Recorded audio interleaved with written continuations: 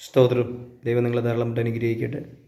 ദൈവം നമ്മളെ വിളിച്ചത് ജഡത്തിൽ യുദ്ധം ചെയ്യാനല്ല, പരിശുദ്ധാത്മാവിൽ നിറഞ്ഞ് യുദ്ധം ചെയ്യാനാണ്.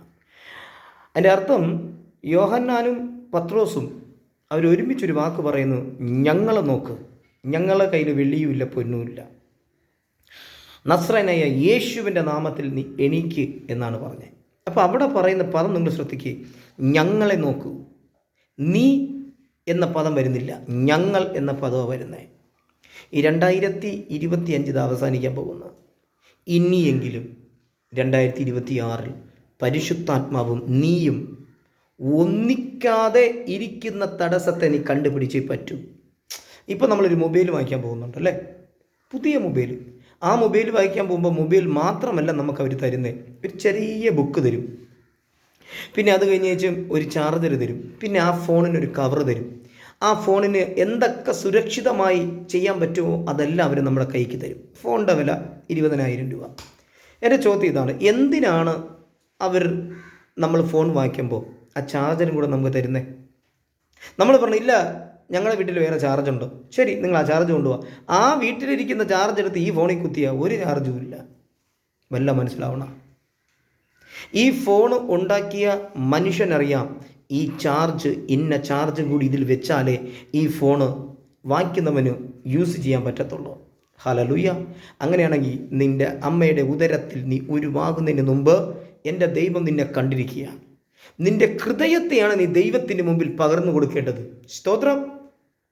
അവിടെ പക, വൈരാഗ്യം, കയ്പ്, കുശുമ്പ്, വഞ്ചന, നുണ അല്ല ഇരിക്കേണ്ടത്, നസ്രയനായ യേശു ക്രിസ്തുവിൻ്റെ സ്നേഹം. യോഹന്നാൻ്റെ സുവിശേഷം 13-ാം അധ്യായം, സ്തോത്രം, ആ വാക്യം നിങ്ങൾ 13-ാമത്തെ അധ്യായത്തിൽ 1-ാമത്തെ വാക്യത്തിൽ തന്നെ പറയുന്നു. ഞാൻ ഒന്ന് വായിച്ച പെട്ടെന്ന്. പെസഹ പെരുന്നാളിന് മുമ്പേ താൻ ഈ ലോകം വിട്ട് പിതാവിന്റെ അടുക്കൽ പോകുവാനുള്ള നാഴിക വന്നു എന്ന് യേശു അറിഞ്ഞിട്ട് ലോകത്തിൽ തനിക്കുള്ളവരെ സ്നേഹിച്ചതുപോലെ, കണ്ട, ലോകത്തിൽ തനിക്കുള്ളവരെ സ്നേഹിച്ചതുപോലെ നമ്മുടെ ഉള്ളിൽ ക്രിസ്തുവിൻ്റെ സ്നേഹം വന്നാലേ 2026 നിങ്ങൾക്ക് ജയിക്കാൻ പറ്റത്തുള്ളൂ. നിങ്ങളത് മനസ്സിലാക്കുക. യോഹന്നാൻ്റെ സുവിശേഷം താഴോട്ട് വായിക്കുമ്പോൾ യൂദ ഒറ്റയ്ക്ക് കൊടുക്കുന്ന ഒരു സംഭവം അവിടെ കാണാം. സ്തോത്രം. ഒന്ന് ആലോചിച്ച് നോക്ക്, 12 ശിഷ്യന്മാരിൽ ഒരാൾ തെറ്റി. അന്നേരം തൊട്ട് താഴെ വായിക്കുമ്പോൾ പറഞ്ഞു, യേശുവിൻ്റെ ഹൃദയത്തിൽ ആ വേദന വന്നു. അങ്ങനെയാണെങ്കിൽ എന്നെ നിന്നെ വിളിച്ച ദൈവം, ഒന്ന് ചിന്തിക്കേ, എത്ര പെയിൻ കാണും. നമുക്ക് എന്തെങ്കിലും പ്രശ്നം വന്നാൽ നമ്മൾ ഉടനെ ദൈവത്തെ കുറ്റം പറയും. നമുക്ക് പ്രാർത്ഥിച്ചിട്ട് മറുപടി കിട്ടിയില്ലെങ്കിൽ, നമ്മുടെ മക്കളുടെ വിഷയത്തിൽ പ്രാർത്ഥിച്ചിട്ട് മറുപടി കിട്ടിയില്ലെങ്കിൽ നമ്മൾ ഉടനെ ദൈവത്തെ കുറ്റം പറയും. സാത്താൻ്റെ പദ്ധതി ആണെന്നാണ് അവൻ നിങ്ങളെ ബോധ്യപ്പെടുത്തുന്നത്. അല്ല, നീ ദൈവത്തിൻ്റെ മന്ദിരവും നിന്നിൽ വസിക്കുന്നത് ദൈവത്തിൻ്റെ ആത്മാവുമാണോ? നീ തന്നെ ദൈവത്തെ തള്ളിപ്പറയണം. അതാണ് അവൻ്റെ പ്ലാന്. ഏദൻ തോട്ടത്തിൽ എന്താണ് സംഭവിച്ചത്? തന്നോടൊപ്പം കൊടുത്ത ഭാര്യ അല്ലേ, യഥാർത്ഥത്തിൽ അവിടെ എന്ത് സംഭവിച്ചെന്ന് നിങ്ങളൊന്ന് പഠിച്ചു നോക്ക്. അപ്പോൾ നമുക്ക് എന്ത് പ്രശ്നം വന്നാലും നമ്മൾ ദൈവത്തെയാണ് കുറ്റപ്പെടുത്തണം. യഥാർത്ഥത്തിൽ കുറ്റം ദൈവത്തെ പറഞ്ഞ വല്ല ആവശ്യമുണ്ടോ? അങ്ങനെയാണെങ്കിൽ ഇയ്യോബ് എന്തെല്ലാം കുറ്റം പറയണം? തൻ്റെ ഫ്രണ്ട്സുകൾ വന്ന് പോലും സംസാരിച്ചപ്പോൾ ദൈവത്തെ അല്ല അങ്ങനെ കുറ്റം പറഞ്ഞേ, തൻ്റെ ഭാര്യയും പറഞ്ഞു. ഇതെന്താ ഞാൻ നിങ്ങളുടെ അടുത്ത് സംസാരിക്കണേ? ഒരു വ്യക്തി നിൻ്റെ അടുത്ത് സഹായം ചോദിച്ചു വന്നാൽ അവനെ ഹെൽപ്പ് ചെയ്യാൻ പഠി.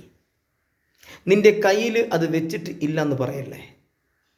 നിൻ്റെ സഭയ്ക്കകത്ത് ഒരാൾക്ക് ഒരു പ്രശ്നം വന്നാൽ നീ ഓടിച്ചല്ലേ, നീ അവന് കൂടെ നിൽക്കേ. കാരണം നിൻ്റെ സ്നേഹം യേശുവിൻ്റെ സ്നേഹമാണ്. ഞാൻ നേരത്തെ പറഞ്ഞില്ലേ, ഫോണിൻ്റെ ചാർജ് അതെന്തിനാണ് തരുന്നത്? ആ ഫോണ് വാങ്ങിക്കുമ്പോൾ അവർ പറഞ്ഞു, ചേട്ടാ ഒരു മണിക്കൂർ ചാർജ് തരണേ ചേട്ടാ.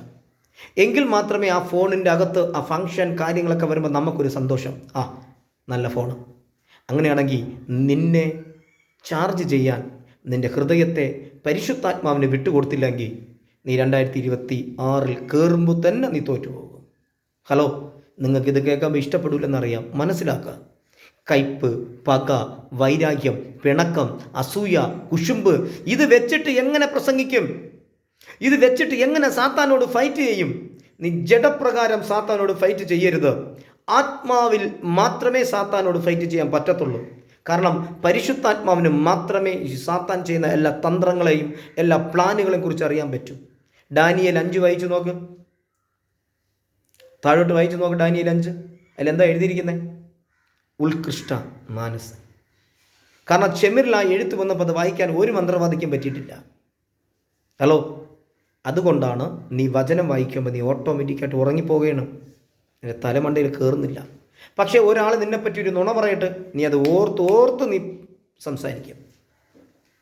എന്തിന്? 2026 സിംഹങ്ങളുടെ വായടയ്ക്കത്തക്ക നിലവാരത്തിൽ ഡാനിയേൽ പ്രാർത്ഥിച്ചതുപോലെ നീ പ്രാർത്ഥിക്കേ. ഡാനിയേൽ 5ഉം 6ഉം അധ്യായം നീ വായിക്കുമ്പോൾ ഡാനിയേലിന് എതിരായി എണീറ്റവരെ ഡാനിയേൽ ഒന്നും സംസാരിച്ചില്ല. ഡാനിയേൽ പ്രാർത്ഥിക്കുക മാത്രമാണ് ചെയ്തത്. ഡാനിയേലിന് ഇറങ്ങിയ അതേ ദൈവത്തെയാണ് നീയും ഞാനും വിളിക്കുന്നത്, അല്ലേ? കറക്റ്റല്ലേ? അതുകൊണ്ട് മനസ്സ് പുതുക്കി രൂപാന്തരപ്പെടുക. ഒരു അത്ഭുതം നീ കണ്ടിരിക്കും. സ്തോത്രം. ഹല്ലേലൂയ.